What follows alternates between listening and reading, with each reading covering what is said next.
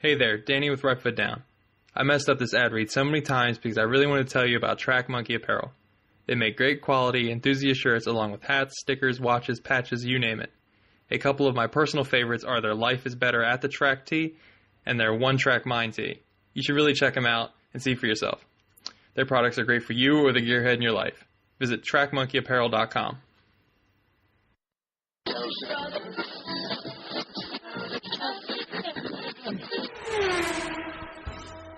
You're listening to the Untitled Car Show in partnership with RightFootDown.com. Visit Right Foot Down for your daily automotive fix. If you enjoyed today's program, please tell a friend. It's the best way to support this show. If you want to visit the archives, go to YouTube and search for Untitled Car Show. That'll bring you to the archived episodes.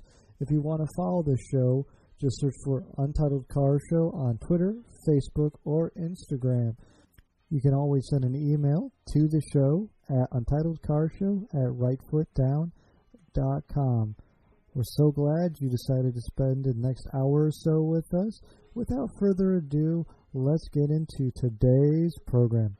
Hello and welcome to the Untitled Car Show. Before we get into it much this evening, near the end of the episode, we ended up having a little bit of some technical difficulties with just, I don't know what, because if I knew what it was, then we'd be able to fix it. But be aware that you're not missing anything. There's a segment that kind of cuts out abruptly near the end.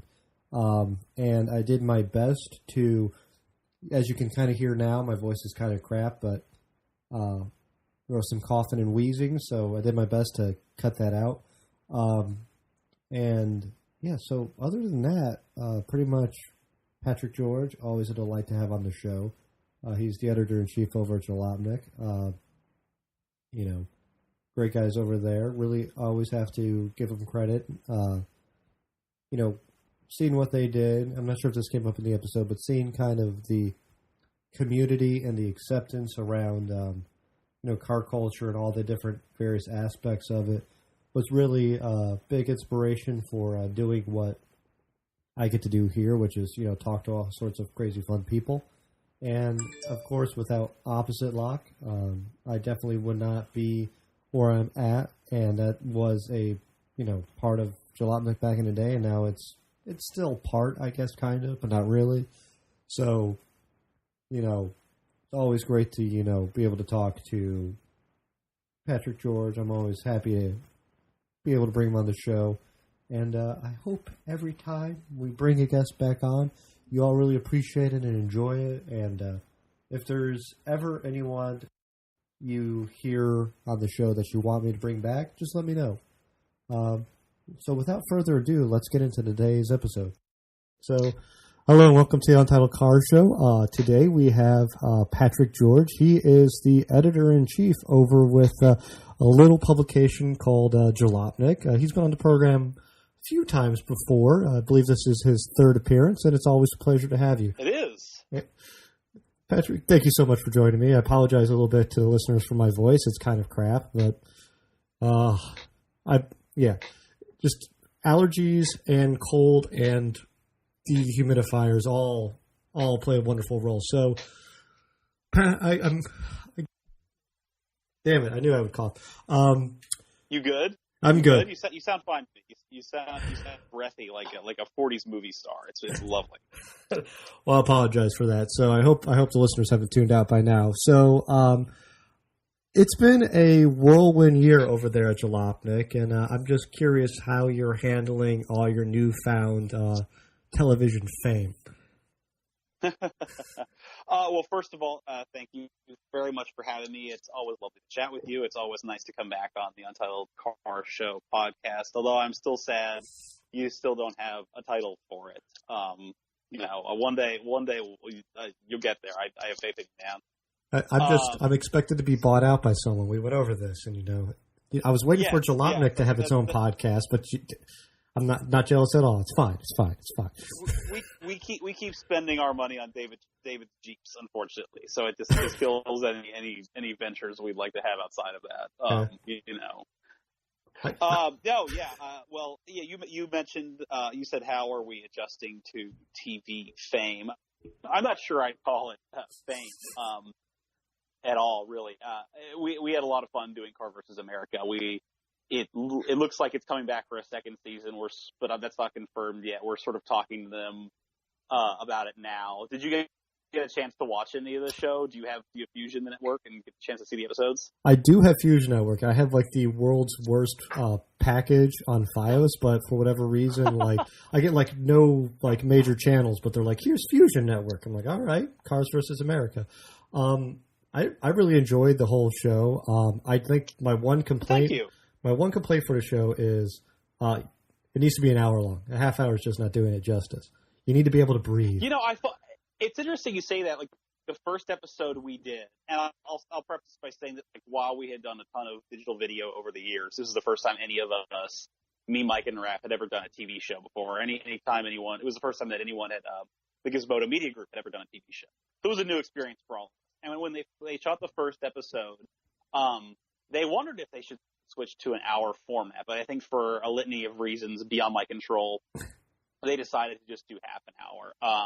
But I appreciate you saying that. And there's a lot of stuff, especially the first couple episodes that were left on the cutting room floor, that we're trying to get copies of the footage for, and we can turn into videos on the website. For example, in one episode, or the first episode, Jason Torchinsky and Mike and Raph also go down to Gary Duncan, who's that car dealer in Virginia who has all the warehouse full of K cars and insane Japanese imported cars and Nissan Pals and stuff. And they drove around in fire trucks and Japanese hearse vehicles and stuff like that. It's that's TV gold. So I'm trying to get copies of that for the site. You can expect that soon if we're successful. But yeah, I don't know. I'd love to do an hour episode. In some ways, it means you shoot twice as much and have to edit twice as much and have to sell twice as much to advertisers and everything else like that. But some of that stuff's not up to me. But thanks for saying nice things about it. Well, I really, because it's the first time I think new media has kind of done a transition back to old media, at least in the automotive sector, because now you see programs like Roadkill and stuff like that showing up on Velocity Network, and you guys kind of beat them all to that punch, which I think is maybe Mighty Car Mods, but they're Australian and that's Australian TV, so that doesn't really count. So, because that's all backwards anyway. I don't know about the timing on Roadkill for sure. We might have beaten them. I don't know if it's a traditional TV. Drive on NBC Sports was really the first one. If they started as the web property and the YouTube channel Drive, and then they got their NBC Sports deal, and they're in their, I want to say, fourth season now. So they beat us by a couple of years. But yeah, it is interesting how that works. It was a real eye opener doing TV, just learning not just how it's shot and done, which isn't shot and edited is not that much different from a digital video, a long-form half-hour digital video, but the way that distribution works, the way that these things make money, the way they sell them to, the way that networks like Fusion make their money, that was all very, very interesting to see. So it was kind of cool to be a part of that. Yeah, and we're a little limited on time here, so I'm kind of curious too. We touched it briefly, but you're moving into another sphere. You're moving into the podcast realm with a podcast coming up. Can you tell us a little bit about what's going on with all that? Yeah, for sure. It's our first podcast ever. It launches this month. It's called Tempest, and we left the actual launch date a little vague until we knew we had our shit together for it. So it could very well be March 29th. But I think middle of the month is probably when it's going to hit, and we'll be hyping up the actual date when we learn it. Anyway, Tempest is, if you read Jalopnik at all last year, you probably read some of the essays by David Obachowski. He's a long-form feature writer who's written for Deadspin and Gawker and The All and other places, and he does stories about the man who was addicted to buying BMWs and went to prison for it, or the guy in the neighborhood in Brooklyn where I live who lost his beloved Dodge Charger to a hurricane and didn't get it back and has dealt with other challenges in his life. Anyway, he's done these long stories about, people and their relationship with cars. sometimes they're very fraught, very complicated, and difficult relationships. But it goes beyond the usual stuff that you see, and I think most automotive media, which is just tends to be centered around just reviewing the latest car and doing very dry news. And David actually came up with this podcast idea. He was like, "Yeah, I'd like to take some of these stories I do about people and turn it into like audio storytelling." And he's a musician. He had a bunch of recording equipment, and we decided to greenlight it. And we've been myself and Kristen Lee and Mandana Mofidi, who's Fusion's director of audio, have been working with him to kind of craft these stories that he's been doing about cars and about the people who own them into a 7-series podcast that we're going to have on Jalopnik. And it's the best way I can describe it is This American Life, but with cars. So it's going to be, funny and sad and tearjerkery and rage-inducing. But he's found some interesting people and is doing some cool profiles on them. The first episode is about this guy Walt worked his whole life and took care of his kids and everything he could.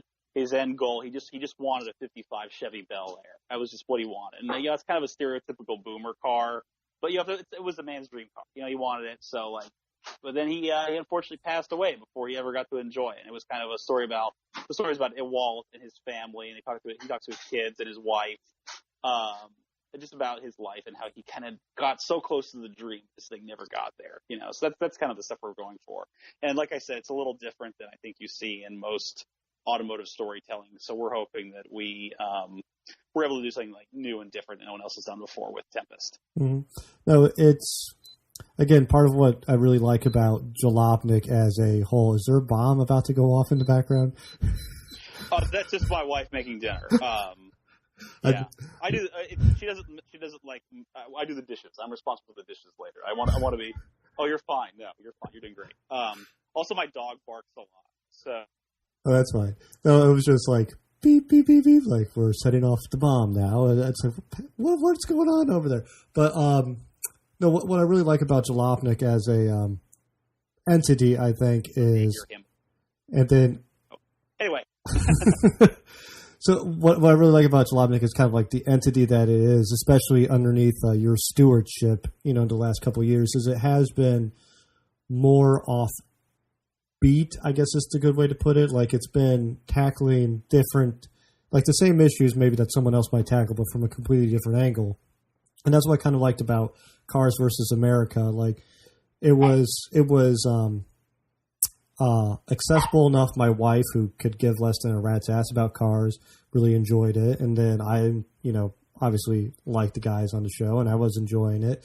And then, This American Life meets Cars is a great, like, kind of, it's almost like the barn find hunter or whatever. Yeah, I forget his name and I had him on the show. That's sad. But like in terms of people, and it's kind of, like I don't think Motor Trend would have like a column like Fancy Kristen, for example. So it's kind of like, I like the kind of the offbeatness and kind of what's been going on. And I think last year was a very good year for the site in terms of articles and what was going on with the TV. And now there's podcasts coming out, and it's very exciting to kind of see it start to spread out and kind of get more into the zeitgeist of car culture. Because I know is it still the number one online news source for cars? As far as I know, yeah. I don't think anyone can match our numbers these days, which I'm extremely proud of. And like I started here in 2012 when we were a hell of a lot smaller, and like a good month for us was when we hit maybe like 1 million readers, and now we're up to about 10 in the US alone. That's pretty insane. It's something that I'm really proud of, and I take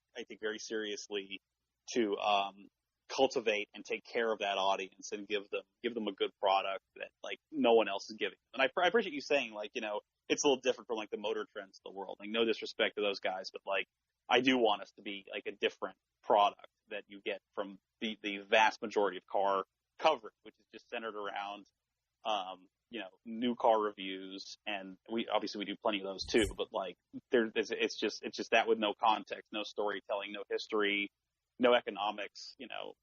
I think there's a lot more, and no stories about people. Like there's so much more in the world of cars, the world of transportation. we want to be covering no one else is doing, and that's kind of always been my goal, and I think we've really delivered on that, and are trying to keep it up. Yeah. Well, like, speaking of like the intersection of cars and people, one of my favorite stories from last year that y'all put out was about the poor guy in Delaware who was disabled, who built the shop, and like the pain in the ass neighbors. I know that's kind of been a multi-year thing. Oh yeah, that poor guy. Yeah. Delaware homeowners associations, they're wonderful. They are. It's just, yeah, that was a tragic one, but he prevailed in the end. Like, I know. He had the worst neighbors ever, and everyone was like, hell yeah, man. No, he came through. Like, this is a disabled guy. I think he was, if I want to say he was a disabled veteran, it's like, let the man live. Let him work on his damn cars in the driveway, you know? Mm-hmm. And I don't think you'd see that coverage from a Motor Trend or a Road and Track. Again, nothing against those guys, but that's not their readership. The readership is like, I like stats, and I know these guys, and I see them out and about, and I've had people from those magazines on, and it's like, I don't think dry facts and stuff like that really makes sense in this day and age. And again, I probably started reading Jalopnik, I think, right around the time you got in charge over there, around 2012, right before I was like, well, if these jerks online can write stuff and be popular, why can't I talk into a microphone and be popular? That seems like it would make sense. So, it's, I don't know. I could sit here and compliment you all day. I think that's pretty much been the, maybe that's why I enjoy coming on so much. I think it's just good for your ego for about like it feeds my ego. Yeah. I mean, no one else is really nice to me in the course of my day except for you. So I appreciate being here. No, it's sweet of you to say that. And like I said, I think it's just, you're doing the same thing with your podcast. Like, create a unique product, do it a lot, do it well, and like hopefully that's the best way I've found to build an audience. I think part of it also speaks to just like when you look at the way cars are going in general, it's like everything is crazy fast, everything is electronic, everything is increasingly autonomous. The future, it might be driverless, whether that's the immediate future or the distant future remains to be seen. There are very few truly bad cars for sale anymore, besides those made by Mitsubishi. So it's kind of like, what kind of stories are you going to get from like the world of new car sales? And it's like there's not a whole lot. Like, everything is really good, but it's not as interesting as it used to be. So it's like I like to look elsewhere for stories, like stories about people and cultures. And weird things that people do in cars. Like, I really liked David Tracy's story today where he went to Sweden's Speed Week, and it was just all these like crazy hoons in Sweden turning old Volvos into snowplows and just like breaking axles and diffs and going nuts and like swapping Beamer motors into old Supras and just going nuts on the ice. It was just like, it looks like heaven, like a very, very cold heaven, but it's like, this is one of the coolest, craziest things I've ever seen. Speed Week on an ice is what it was called, which is just wild. And like, yeah, I mean, like, I want to do more stories about like the stuff that people actually do. That to me is infinitely more interesting than whether the new 3 Series is better than the new C-Class. Mm-hmm. Well, and when you think about this, George, throwing this out 50, 100 years, we are going to get to a point where cars are going to be basically, I mean, they're all pretty close to similar now in categories and classes, but there's going to be a point where this is the most efficient engine or motor or electricity. It all sits on this platform. This is how it's built. Mm-hmm. It's just, it's all going to be pretty much the same. And car culture is going to need to survive by, embracing the crazy. And, eventually I do think it's going to get to a point where, self-driving cars are the norm. The people who want to drive their cars are crazy. And we're going to be the people, I think, who are Jalopnik people now are who dressage people were 50, 100 years ago, where it's like, well, a horse is no longer a thing. These people really like horses, and for some reason they think they can make them dance. So that's what they do now, is they just have horse dancing. Like, yeah. And you're right. Yeah, it's like drifting is like the modern day equivalent of horse dancing. Only it's like guys and girls like you and me, and not like rich assholes doing it. Exactly. Like, man, horses are expensive, and I hate horses. Yeah, just as an aside, I hate horses. Just as an aside, they smell. They're awful. Big dumb bucktooth. But I will go off on horses for an hour. Maybe that's what I'll do once this is over to fill some more time. But I think, that I think we talked about this a little bit last time, but like, do you see that impending like point 10 years from now, 20 years from now? When do you think self-driving cars are going to be more of the norm than more rare? It took me a long time to figure out how like a car enthusiast site should be covering self-driving cars, and eventually I landed on the idea that we shouldn't be anti this idea, this concept, but we should be very skeptical of it. And I've learned to become very skeptical of the claims that are made by the Silicon Valley tech influencers about autonomous cars when they say that cars are going to be fully driverless in 5-10 years. We don't have any fully self-driving cars right now. Mm-hmm. Even the prototypes that are on the road, from Google and Chevy or whatever, are barely that. They don't work in the snow. They don't work in bad rain. They make a lot of mistakes. They're not there now. The stuff that we have on the road, Tesla's autopilot, Cadillac Super Cruise, it's glorified cruise control. It's like really good cruise control that you also have to mind at all times, and doesn't always do what it's supposed to, and is also kind of scary.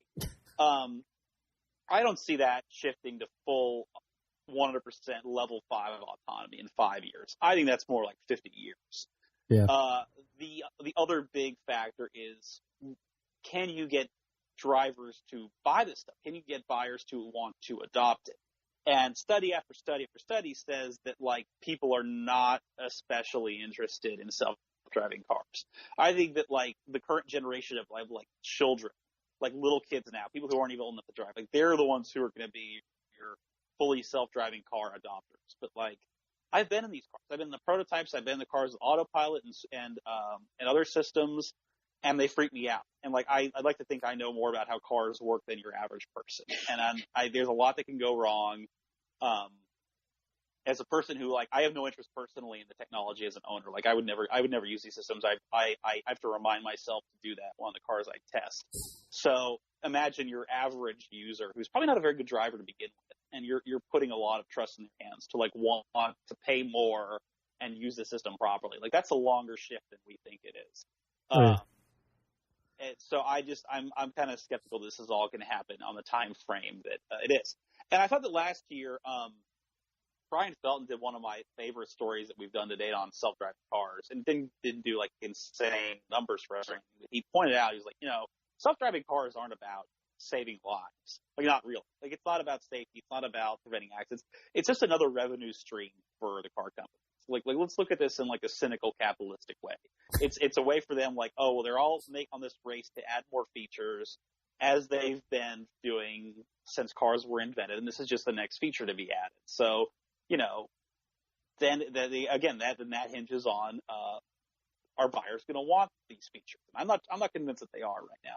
It was a really long-winded, rambling answer for that. I apologize, but that's how I feel. Oh, that's why we like the long form, because we can ramble when we want to. No, I think you bring up an interesting point, and kind of talking about the youngins too. I'm curious if you've seen this in your own kind of life in the automotive world. My interaction with the people of the generation behind me has been, the enthusiasts are more like, the car enthusiasts seem to be more women than men coming up. And I don't know why that is, but like, there's a lot of little girls who are like, my little girl too, in which I'm sure there's some influence there. She's 3. She already loves cars. She has her Matchboxes and everything. And, I have nieces and nephews, and all the nephews are sitting at home playing video games, and all of my nieces are like ecstatic to learn how to drive and get out of the house. And it seems weird to me, like that. I wonder if there's going to be that paradigm shift, sooner rather than later, and what that's going to do to the like kind of enthusiasts as a whole. Like, can you imagine 10 years from now going to a car meet and it being, maybe not 10, but 15 years from now, going to a car meet and having to be more women there than men? Like, women dragging boyfriends. I think it's a good thing. I think that I've always believed speed is for everyone. I'm very proud of the fact that like almost half of our staff is female these days, which is more than I think any other publication in our field. the car enthusiasm, it's for everybody. It shouldn't just be for the guy. It's like for the car guys. Like,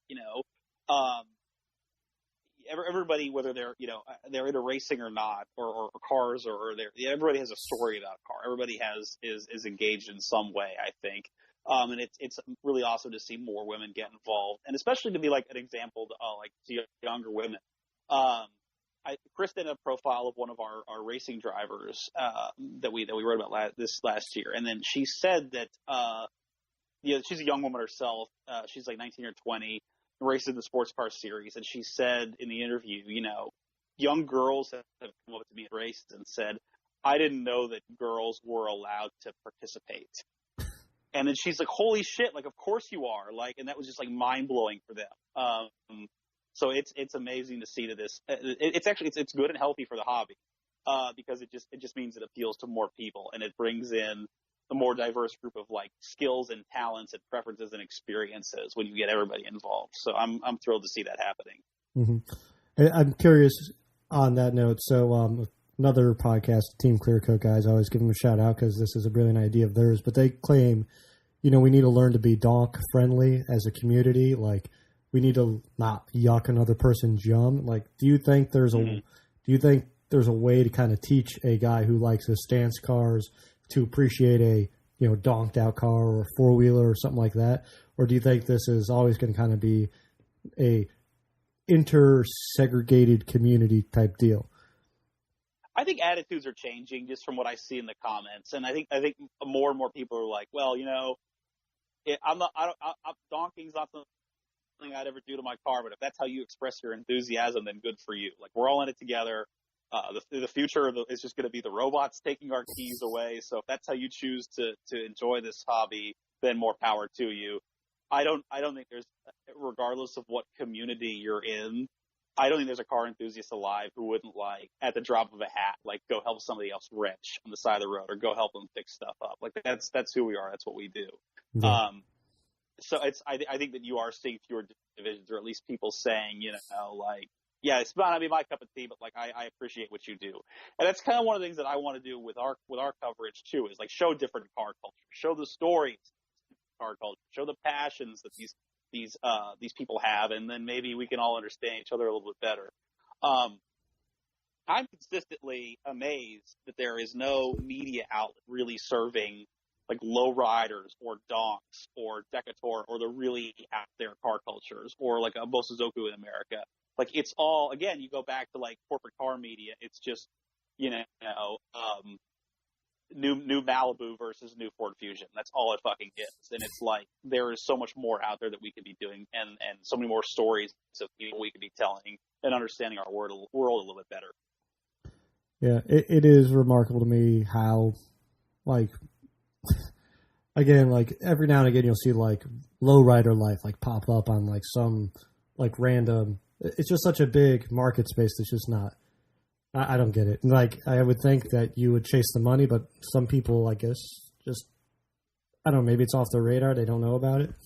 So I kind of want to pitch you some terrible TV ideas using your staff. Yes. Yes, please. Please pitch me bad TV ideas. I'm a TV executive now. I was executive producer on the car show. So I drive around in a drop top Porsche. I do cocaine all day. And I'm terrible to people. So yes, pitch away. I think you need scarves too. How many scarves do you currently own? Not nearly enough. Talk to Alex Roy. He's the summer scarf expert, and I can't beat his taste. So, my first idea is I got a car. I got the show name, and then I got the actual idea. So this one is Crazy Car Ladies, and this one is going to be Steph and Alanis drive around in old cars and rescue cats. That's good. I think there's a market for that. Anytime you get cats involved. I don't know if Steph's a cat person or not. She may not like animals, but Atlantis does. It's like that's like the buddy cop aspect of it. Is like one of them likes cats, and the other one is ambivalent about cats, or only like stuffed animals. You know what I mean? Mm-hmm. That is true. There is the stuffed animal love there. As long as there's queso involved, I'm sure she can be persuaded. Yeah. Right. Yeah, that's usually how it works. All right. This next one's a game show, so you get like 3 contestants. You can host it, or you can get one of your lackeys to host it. And it's called Bet on Bozzy. And what it is we give Bozzy a car part, and contestants guess about how long he can talk about each particular part. And I have to pick the contestants, or is that just the idea? No, it's just a game show. So contestants, they try and come on. They put their name in a raffle. And they Genius. I've told him before. He's like that guy on like every superhero show who's like the one behind the computer on the superheroes like earpiece, who's like like hacking the building and getting schematics for it and shit like the shit that like nobody can do. He came out today and I think uncovered the fact for Road and Track that the next Miata is going to get a 31 horsepower bump from NHTSA filing, which is pretty impressive. So, that guy's magical. He has all kinds of crazy skills. He is magical. This next one is called Hoarders, but for cars. And the idea is it's hoarders. God. I think I know where this is going. But for cars. And I think we should go start with one of your staffers first. A Mr. David Tracy seems to have a problem. Yeah. Yeah. No, well, as you may recall, there was a reality show called Intervention for a while. I don't believe it's still on, but like, we've considered staging one for David. I know, there are, or at least sending our cleaning columnist Jolie Care to his house and being like, no, you can't keep a transfer case in your kitchen sink. Like we are going to fix this. So he'd be a good contender for hoarders or for intervention. Yes. Or intervention for hoarders. Yeah. Like first the intervention, like, no, you can't use oil to color all your clothes. That's not how this works.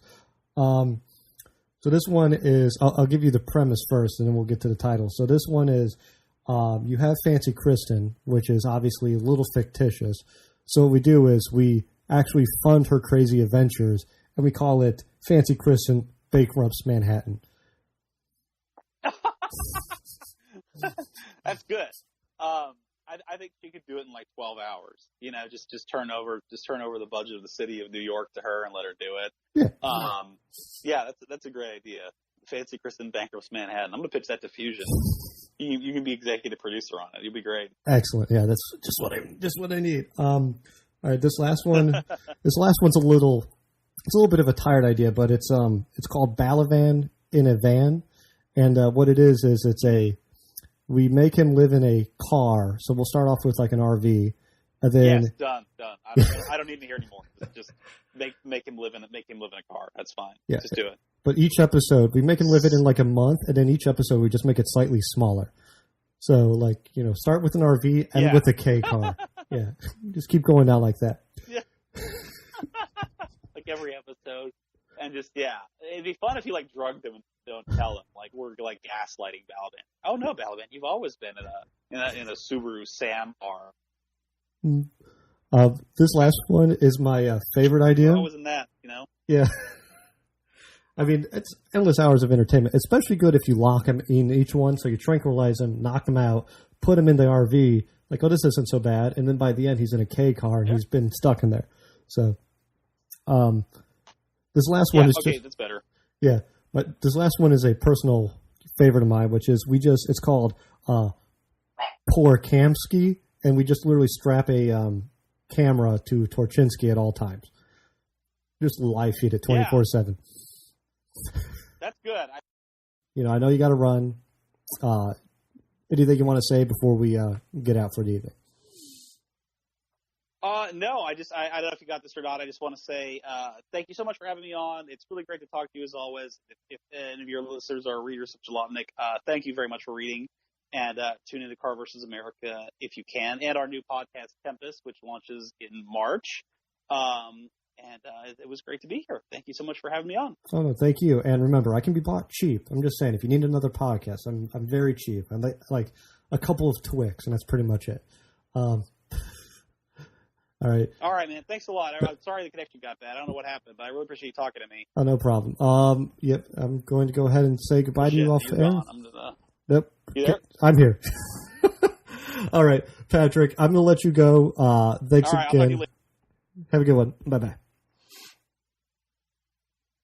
So, everyone, thanks so much for listening. I really do appreciate it. If you like what you hear and you want to help spread the word, just tell a friend, tell someone, anyone at the car community. You just go out, find them, and say, hey, listen to the Untitled Car Show.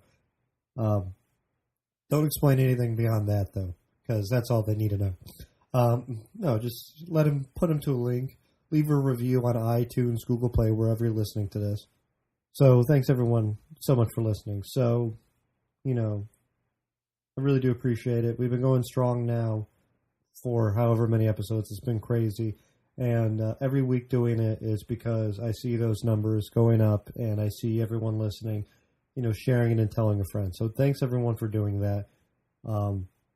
It is really weird to think that this is something that I get to do and talk to people like Patrick George on a weekly basis. And it's all because I got people listening. So thanks, everyone, so much for that. Have a good night. Have a good evening. Wherever you are, whatever time it is there. Thank you so much for listening. I almost forgot my own tagline. Please, be safe out there.